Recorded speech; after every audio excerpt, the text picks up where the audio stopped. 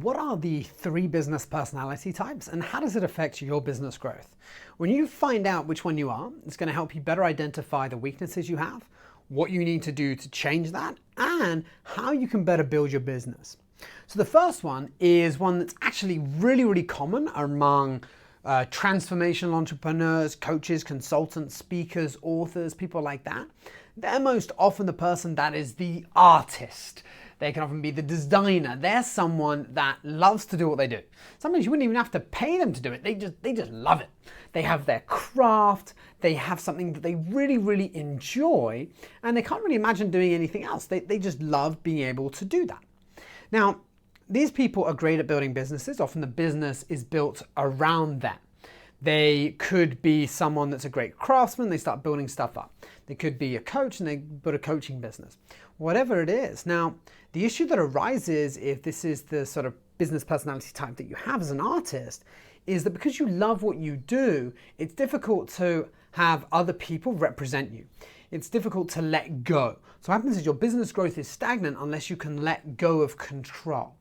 It also means that you need to start thinking differently and stop thinking like that everything is about you as a business operator and move to a business owner where you're actually owning a business as opposed to working in the business. Because the truth is, for most artists, if they stop working, they won't get an income.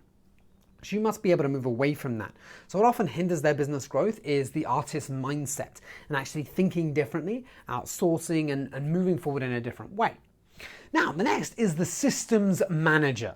Now, these people have no issue managing people, getting the right systems in place, automations. They have everything. They love their systems. They want everything to be working, to be automated.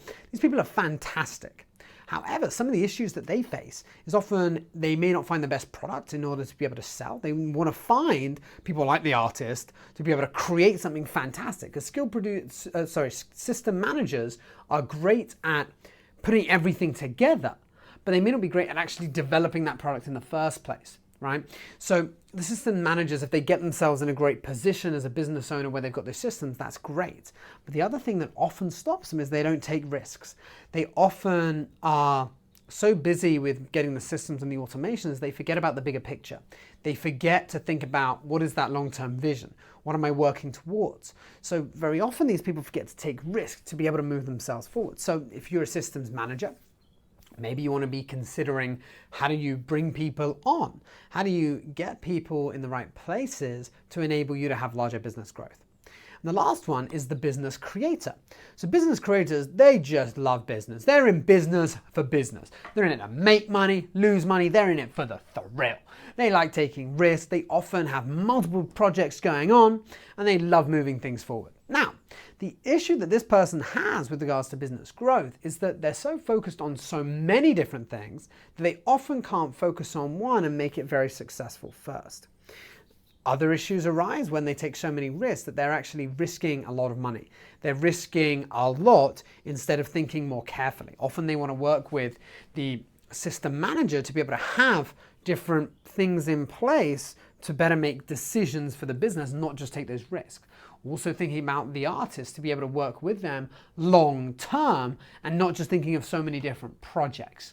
Now, you may be thinking I'm a combination of these, and that's totally okay, right? You probably are, but there's probably one that's at your core. For myself, I know I'm definitely the artist at my core. I love what I do.